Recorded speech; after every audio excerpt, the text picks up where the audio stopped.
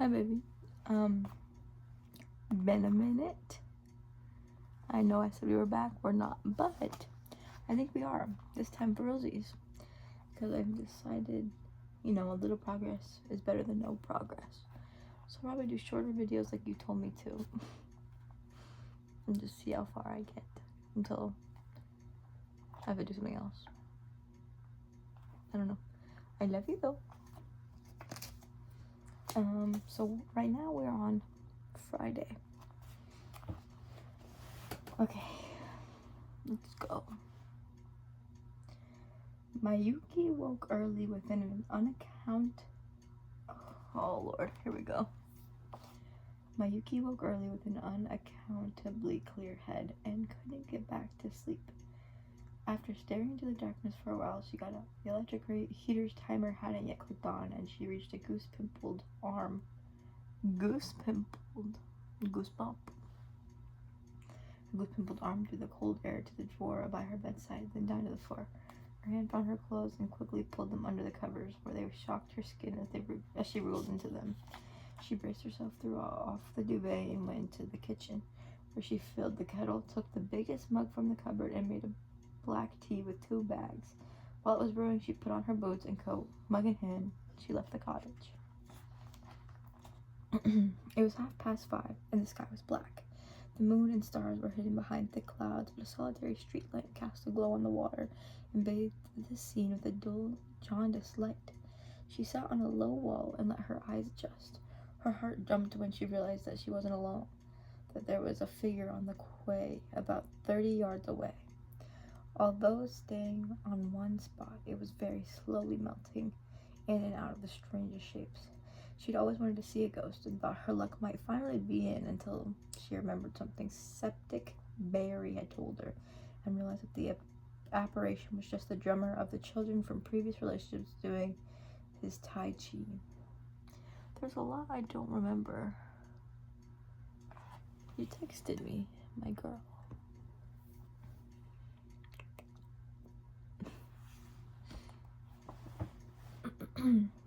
She had never spoken to him and had no idea what his name was. She was aware of his place in the scheme of things. Passing their huddle on the way to the toilet, she had heard him talking about pounding the skins and telling the others that he lived for his sticks. A few times she had seen him do the terrible thing that drummers do in pubs, tapping out a rhythm on the table with his fingers while sucking his cheeks, nodding and looking serious. Whenever he came up in conversation, Septic Barry referred to him only as my drummer, and Mayuki didn't feel the need to know a great deal more about him. She watched as he slowly writhed around.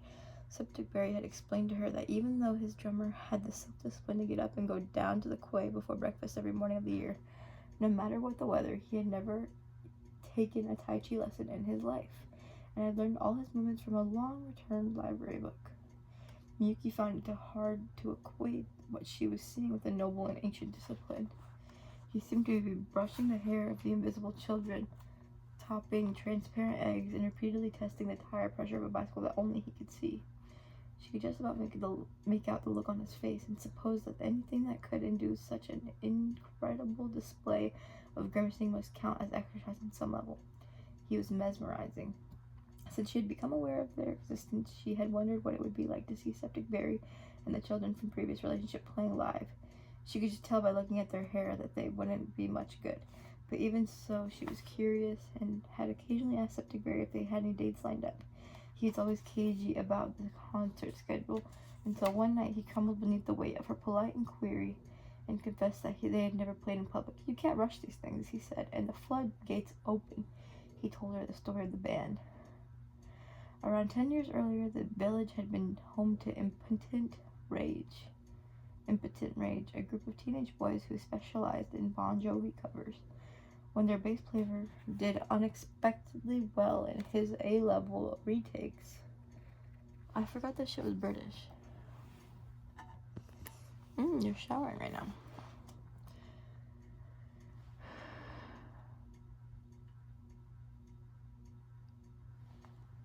Well, in his A-level retakes, gaining moderate passes in 2 subjects, he announced that he was leaving to go to college. While some of his bandmates thought he had made a perfectly sensible decision, others considered his departure to be an unforgivable betrayal, and impotent rage collapsed.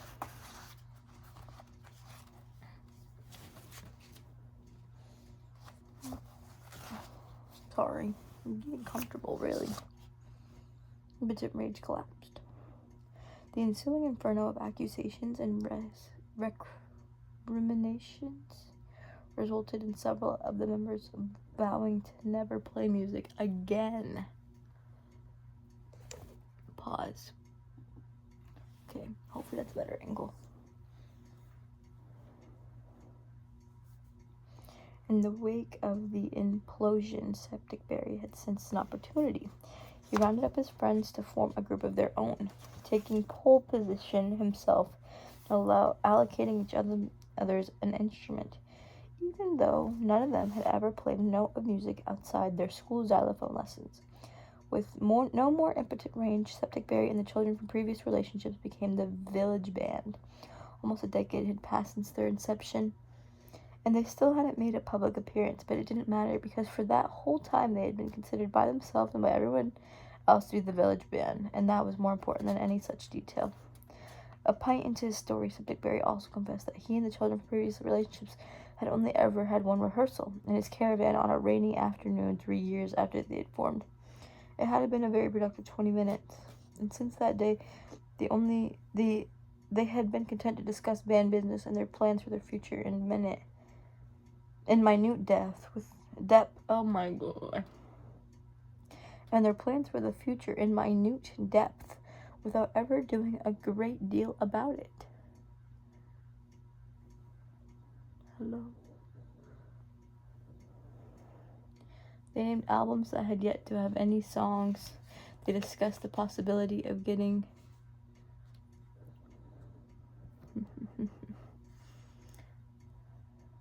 oh my goodness. I'm so excited to open your messages.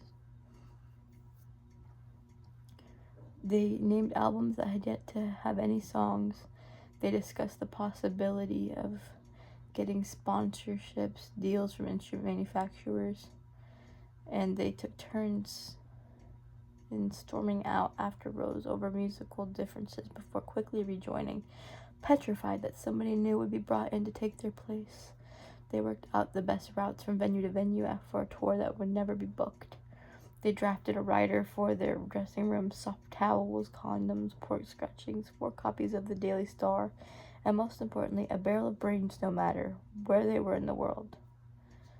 I don't know what that is. And they fostered intense rivalries with other bands, particularly Diamond Deluxe, a slick wedding outfit from 2 villages up the coast who they roundly dismissed for their lack of commitment to the true spirit of rock and roll.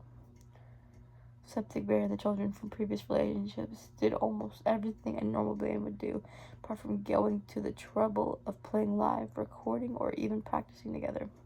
We'll definitely do a concert one day, though, Septic Berry told her. Definitely one day. Over on the quay, Septic Berry's drummer looked as though he was milking an unusually long-legged cow and was pulling the kind of face that might be expected of somebody whose testicles had been entangled in an electric fence. With a protracted series of contortions, he pulled a cigarette from his pocket, put it in his mouth,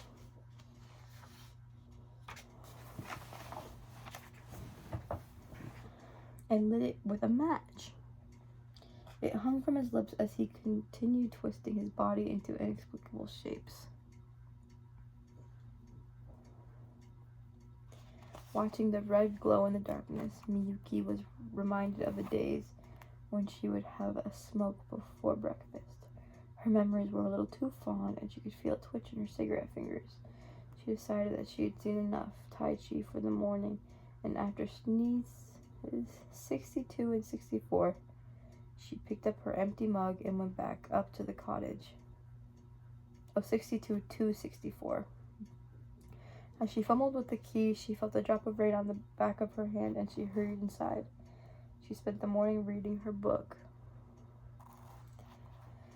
the thickest one she had brought with her. In between chapters, she listened to the rain, dozed, drank too much tea, ate handfuls of flaming hot Monster Munch, and occasionally tuned into the weather forecast in the hope of hearing some encouraging news.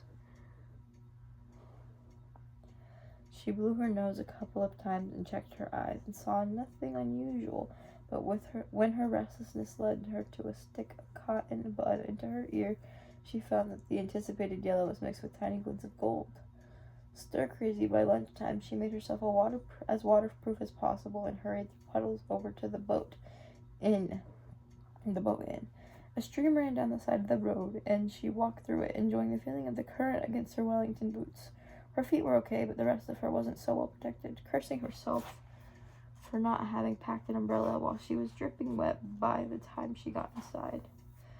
Once she had emerged from her coat and hat, the landlord turned white and said, "Oh my God, it's you." He stared wide-eyed at her, his only customer, frozen apart from his Adam's apple, which bobbed up and down with alarming speed. After a while, he trembled back to life. "I'm so sorry about last year," he said. It was something he said to everybody who had come through his door since the first of the month. Whether he recognized them or not, it was better to be safe than sorry, he thought. He recognized Miyuki perfectly well, though, and knew for certain that an apology was in order. "Oh God, I'm sorry." In the hurry to get out of the rain, Miyuki hadn't looked at the blackboards by the front door. Usually they would be advertising larger promotions or screenings of forthcoming rugby matches, but today they both said simply, "I am very sorry." The boat stood on the other side of the harbor from the anchor, a cavernous place with fruit machines, a pair of pool tables, a jukebox, and a big screen for the rugby. It wasn't really Miyuki's kind of pub, but she liked to go in once or twice during her stays, for the change of scenery as much as anything. Like at the anchor, like anywhere, her business was always slow at this time of year, and it wasn't unusual for her to be the only customer. Page 100, baby. The boat's landlord had a passion and a talent for passing the time of day, and it had been this that had led him towards the profession. Even after 3 decades in the business, there were few things he enjoyed more than engaging in amiable conversation with the people who came in, be they regulars or passing trade, and he had noticed that amid all the talk about the weather, the tides, sport, and local going on, a particular topic had arisen with surprising frequency. Conversation at the bar of the boat often turned to the subject of visits to other pubs, and the landlord would listen with genuine interest as his customers reeled off extensive lists of their favorite drinking places and swapped recommendations and anecdotes. Regularly included on these lists were bars and restaurants where the staff were openly hostile towards the customers, to the point at which the atrocious service had become an attraction. There were examples of this kind of place all over the world, and apparently people would flock to them, to be scowled at and insulted by grumpy waiters and dismissive bartenders. There seemed to be an implicit agreement between the customers and the staff, with the customers gladly suspending their expectations of smiling service and the staff giving them exactly what they wanted. Their thunderous tempers and acid tongues, every bit as professional as a polite manner would have been under normal circumstances. Stories like these would animate the conversation like nothing else, and the more the boat's landlord heard, the more it seemed there was a considerable amount of mileage in this strategy. "I could do that," he said to himself. When she'd gone in the year before, Yuki had thought she noticed a difference in him, but it was so fleeting and so unexpected that she hadn't quite been able to get her head around what happened. He had recognized her from her previous visits and greeted her as warmly as ever, asking how she was and how long she would be staying. When she ordered her pint of OSB, he pulled it carefully and placed it on the bar in front of her. Everything was carrying on as exactly as she would have expected until she asked for some dry roasted peanuts. Suddenly, he remembered himself, and as he slammed the packet down on the counter, he looked at her straight in the eye and said in a menacing, quiet, and level voice, "I hope they choke you, you fucking bitch." He immediately snapped back to his old self. He told her how much she owed, thanked her for the £10 to note, and carefully counted the change into her hand. Miyuki went to sit down, wondering if she had misheard him. She decided she must have done. There was no way he would have really said something like that. Maybe she had a fleeting funny turn and imagined it all. Even so, she didn't feel like staying for another drink, and she hadn't gone back there for the rest of this first day.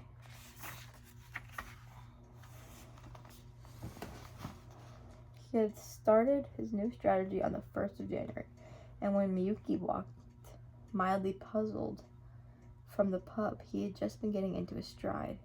His new persona quickly developed, and he became increasingly adept at spitting bile. An unexpected woman might, on asking for a glass of wine, be told that this wasn't a fancy wine bar and that she wasn't going to be served a glass of wine. She was going to be served a pint of beer instead, and if she didn't like it, she could, quite simply, take her piss flaps and fuck off. If she asked him why there were so many bottles of wine lined up on the walls behind the bar, he would explain that he put them there for the sole purpose of annoying people like her. Then if a man was to feel peckish and decide to order a basket of chips to accompany his pint of beer, the landlord would inform him that he would be happy not only to provide him with his order, but also to stuff it, wicker and all, right up his anus. Some people wouldn't even make it as far as the bar. On coming in through the front door, they were greeted with just, "Turn around and get it out, you pile of dog shit." If they asked for an explanation, he would say that he felt nothing but bitter hatred towards them, that they were vermin and deserved to die, slowly and painfully. So what the hell is going on right now? Because why would you say all that? This doesn't sound like a good business strategy. But anyways.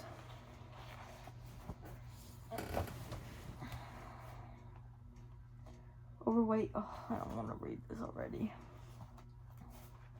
Overweight people would be expelled on the grounds that fat suits are a fire hazard. What do you think you're doing coming in here with that thing on? Do you want us to all go up in flames? Even customers he had known... I can't see it, too dark. Even customers he had known for years were told to stick their pickled eggs up their cock holes. Assuming he was going through some sort of personal crisis, they would try to remain loyal.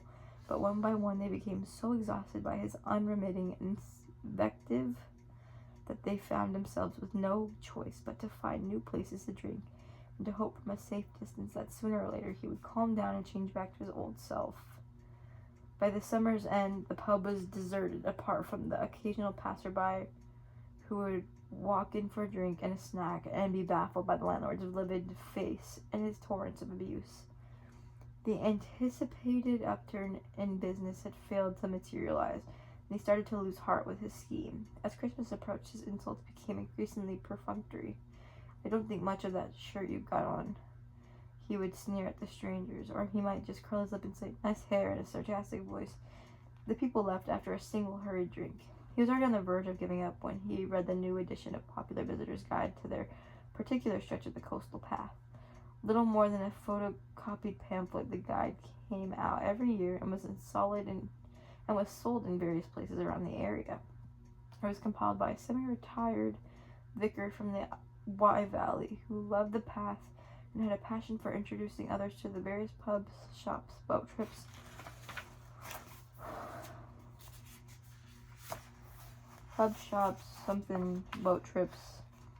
woodland mills, beds and breakfasts, and historical and geological curiosities to be found along the way. It never made him a penny, but that wasn't the point. He was always updating it, making discreet visits to a variety of establishments in the hopes of finding new things to recommend to his readers. Itchy. Okay.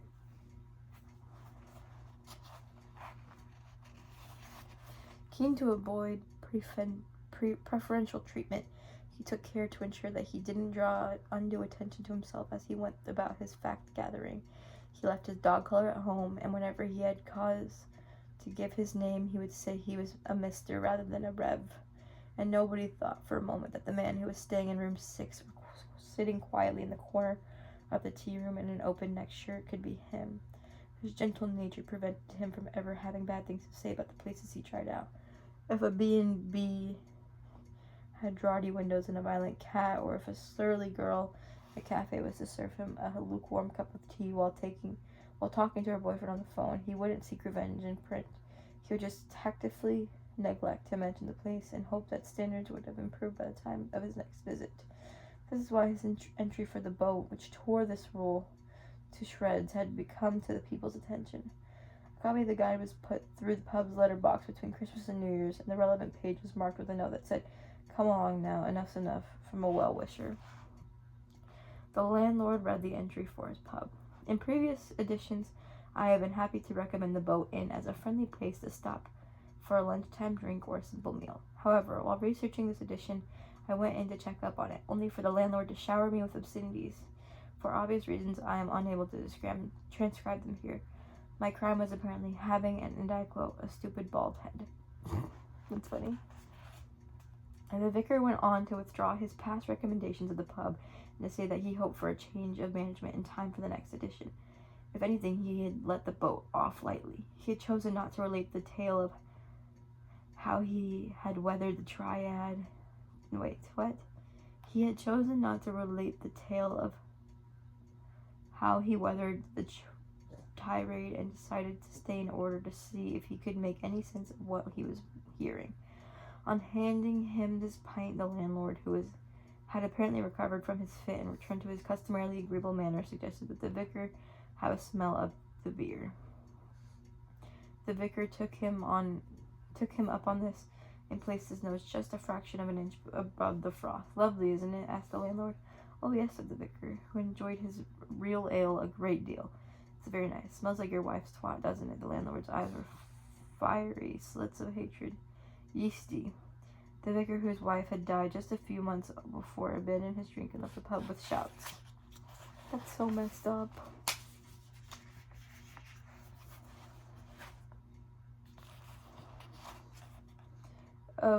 I've had her, and you know.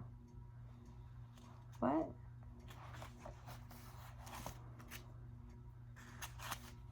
I forgot what I said in the last page. The vicar, whose wife had died just a few months before, abandoned his drink and left the pub with shouts of, I've had her, you know, ringing in his ears. I've had her and she was shit. During the New Year's Eve shift, in which not a single customer had walked through the door, and he had stood alone behind the bar in a paper hat, the Boat Inn's landlord decided once and for all that the well-wisher had been right. Enough was indeed enough. He resolved to change back to being a friendly publican from the stroke of midnight and to apologize to everybody who came in from then on. A part of him hoped that everybody would turn up before midnight so he could bow out with a carefully chosen tirade, but nobody did. At 1 minute to 12, he walked into the gents' toilet, looked in the mirror, and used it on himself. Just turn around and get out, he spat his reflection. If you seriously think that the first thing I want to see in this new year is your ugly face, then you must be even more stupid than you look, you fucking tosser. He locked up, took off his paper hat, and braced himself for a year of saying sorry. Miyuki stepped out of the puddle that had formed around her and accepted his apology. That's okay, she said. Forget about it. She wasn't really sure that what she was forgiving him, but even so, she was glad she had done. You don't know how much that means to me, he said. The relief on his face gave a warm glow, and she wished that she had the guts to forgive people more often, to walk up to strangers in the street and say, it's okay. It's just water under the bridge, and watch the worry vanish from their faces as her absolution sank in. The more she thought about it, the more she wished people would do that to her every once in a while. She sat and drank her OSB and ate a basket of deep-fried potato wedges, which she smothered in sachet after sachet of salad cream. I don't like that. She read her soggy book, trying not to let the pages disintegrate as she turned them, then went back to the bar to order another pint and replenish her depleted supply of salad cream sachets. Not sachets. When she decided she had drunk enough for lunchtime, she quietly put her empties on the bar and wriggled back into her damp coat as the landlord apologized to a pair of drenched walkers who had just come in. I'm so sorry, he said. What for? Last year? What about last year? This was the first time either of the walkers had ever visited the village, so they had even less idea than Miyuki of what he was on about. I'm just sorry, that's all. Can't you forgive me? Okay, then, said one of the walkers, we forgive you. For all they knew, they were forgiving him for snatching an old lady's purse on pension day, or for rubbing up against a schoolgirl in a swimming pool. But it had been a horrendous morning, and they were both desperate for a drink. How many more pages we got?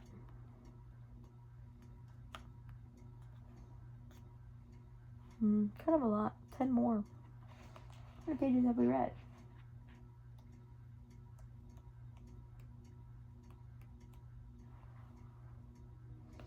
From 93 to 108. And 17 pages. Should we just keep going? Okay.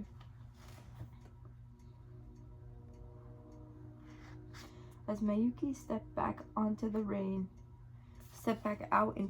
she heard them order 2 pints of OSB and 2 packets of plain crisps. She woke to find the rain had more or less stopped and the clouds had turned from dark gray to light gray. There was still some daylight left, and she couldn't resist going to the cliff top to see her golden rock. Without the sunshine bouncing off it, it didn't have quite the same dazzling brilliance to it as the evening before. She made her way down the path for a closer look. The ground was slippery, and it took her longer than usual to get to the beach level. As she got closer, she noticed there was a smear of rain-sodden seagull shit across it. Even so, it was still quite something. The cloud cover and the approaching nightfall made the world appear almost monochrome, but the gold leapt out from the gray, as though it was the only real color left in the world. She told herself that short Mr. Hughes didn't know what he was talking about. It looked magnificent and nothing at all like the work of an idiot. Scrabbling and sliding her way back up the path, she remembered at last to wonder if she could run into some tall Mr. Hughes that day. She was sure she would. Even though it was Friday, the Anchor was having another quiet evening. There was no walkers staying in the rooms upstairs, and Septic Berry and the children from previous relationships were confidentially discussing band business at their usual table, all of them sucking on cigarettes apart from Septic Berry, who had given up because he was saving his voice for the big gigs. Short Mr. Hughes and Mr. Pugh stood at the bar, only occasionally saying anything to one another, and Septic Berry's girlfriend was passing the time by dusting under bottles. The rain had come back and was pelting against the windows. It wasn't until Miyuki's 3rd pint that she overheard Short Mr. Hughes and Mr. Pugh talking about tall Mr. Hughes. "He's not in again," said Short Mr. Hughes. Mr. Pugh nodded. "You see him around?" Short Mr. Hughes shook his head. "He'll be up to something. No doubt, looking for God's nostril again, I expect. The last time tall Mr. Hughes hadn't turned up to the pub he had been in the following evening with an elaborate explanation for his absence. He had told them he had been at his kitchen table doing a 2,000-piece jigsaw puzzle of the ceiling of the Sistine Chapel, and had become so engrossed in looking for the piece with God's nostril on it that he had completely lost track of time. He repeated this anecdote every once in a while. "I looked down at God's nostril," he would say, and then I looked up at the clock, and it was already the next day. "He'll be in tomorrow," said Mr. Pugh. "He's not going to miss 3 nights in a row." 3 nights? 2 nights right now, I guess. Short Mr. Hughes turned down the corners of his mouth, nodded, and went back to his pipe. Miyuki didn't understand the reference to God's nostril, but it was clear that they hadn't seen or heard anything of tall Mr. Hughes. She told herself she didn't have to worry that he was a grown man with his own life, and he wouldn't appreciate people making a fuss about him. Besides, it wasn't as if he was missing, it was just nobody had seen him for a while. That was all. Without tall Mr. Hughes drinking alongside them, Short Mr. Hughes and Mr. Pugh were free to say anything they felt like saying about him. "Do you remember that time when," asked Short Mr. Hughes, finishing his sentence by casting a theatrical look past his mustache and down to his fly. "Oh yes, I remember," said Mr. Pugh, in a tone that told Short Mr. Pugh that this wasn't the time or the place for such a reminiscence. That the Japanese girl and the Septic Berry's girlfriend were in the vicinity, and the story wasn't at all suitable for the ears of young ladies. Miyuki overheard this short exchange too, and again she couldn't stop herself from wondering what they were talking about. All the years she had been going to the Anchor, and she had been happy to fade into the background and be more or less oblivious to everything that was going on around her. But the absence of tall Mr. Hughes made her wish that she had just a bit more of an idea of what people were talking about. She took a long drink of her beer and went back to her book, oblivious to the discomfort of the 2 men standing at the bar. Short Mr. Hughes had unleashed the image, and he and Mr. Pugh stood in silence, unable to stop themselves from recalling an appalling detail of the evening he had been alluding to, when tall Mr. Hughes had made a visit to the lavatory and neglected to put his penis away before returning to the bar. He had picked up his pint and launched straight back into the monologue about bridges that had started 2 nights earlier. It has been bridges this and bridges that. They found it impossible to concentrate on a word he was saying, which wasn't unusual, but this time it was... I don't like the little square pizza. So sorry. Okay. It had been bridges this and bridges that. They found it impossible to concentrate on the word he was saying, which wasn't unusual, but this time it wasn't because their minds had been numbed by the monotony of it all, because there was a penis dangling before them. Short Mr. Hughes, Mr. Pugh, and Mr. Edwards didn't hear a thing as tall Mr. Hughes continued his summary of the life of the work of Thomas Telford. They tried not to look, but it just wasn't possible. It was as if they were hypnotized. None of them had ever thought to wonder how big it might be, not even for a moment. But independently of one another, they concluded that if they had done, they would have never supposed it to be anything like this extraordinary length or girth of the vain beast hanging right before their eyes. It was ridiculous. It was Mr. Edwards who put a stop to the situation. With a nod of his head in the direction of the oversight and a well-timed holy mackerel, tall Mr. Hughes looked down and saw it. I knew that would happen one day, he said as he put it away. He adjusted himself, then zipped his fly as he carried straight on through, explaining to deaf ears all about the difficulties of spanning a raging torrent. Imagine, he said, as if he had been exposing himself just moments before, laying foundations down there, with all the water rushing by. And that was in the olden days, too. They didn't have all the fancy tools you get today. You gotta do it. You've got to hand it to them. No nickname had come from this faux pas, and short Mr. Hughes suggested that he and Mr. Pugh reminisce about it. It was as close as anyone had come to mentioning it since. As they stood in silence at the bar, the pictures in their minds, eyes alarming in their clarity, short Mr. Hughes felt embarrassed for having brought it up. He relieved when the thermostat on the refrigerator clicked and sent the motor rattling unhealthily into life, because it provided him with an apparently natural opportunity to move the conversation in a new direction. That fridge needs looking at, he said. Mr. Pugh nodded and relit his pipe. Yuki had been reading the same page for ages without taking in a word. She put the book down and stared at the water-colored dray horse on the brewery calendar. Such weird words. Wishing she knew how she ought to feel again, she told herself she should be taking her cue from the men standing at the bar. They had known him for years, and if they weren't too worried about him, then she shouldn't be worried either.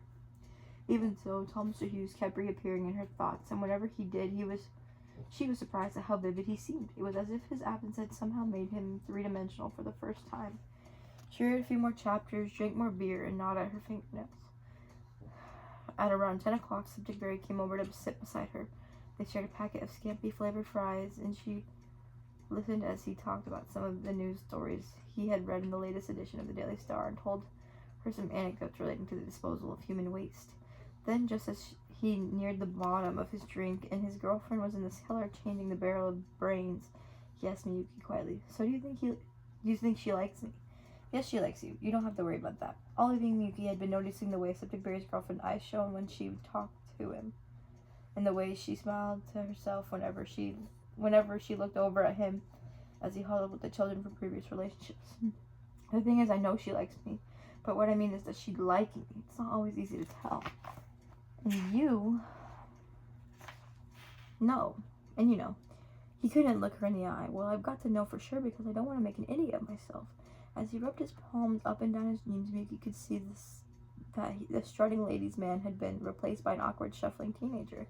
She smiled. "Yes, she really likes you. It doesn't make any sense, but she does. Trust me, I can tell."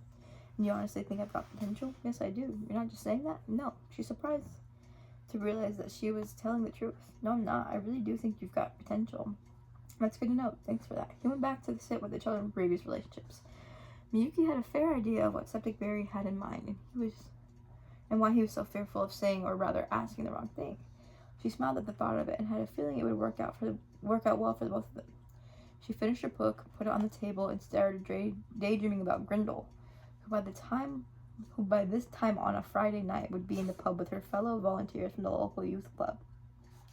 Every once in a while, Grindle talked Miyuki into joining them, and she would sit there drinking her beer guiltily, as if she hadn't earned it. She had never stepped foot inside the youth club, choosing instead to spend her Friday evening slumped in front of the television, so she mainly just sat and listened a bit, embarrassed for being there, and feeling like something of an interloper as Grindle and her friends exchanged the evening tales of two.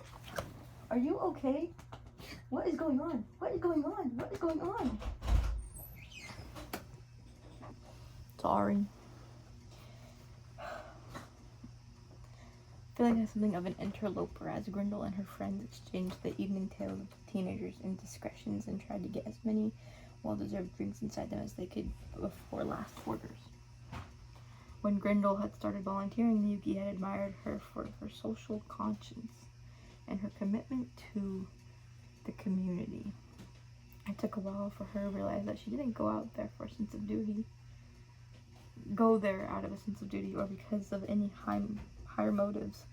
She went there because she enjoyed it. She really liked spending her free time with the pubescent boys in baseball caps who had joyously shouted lesbians at them in the street when they moved into the town. Once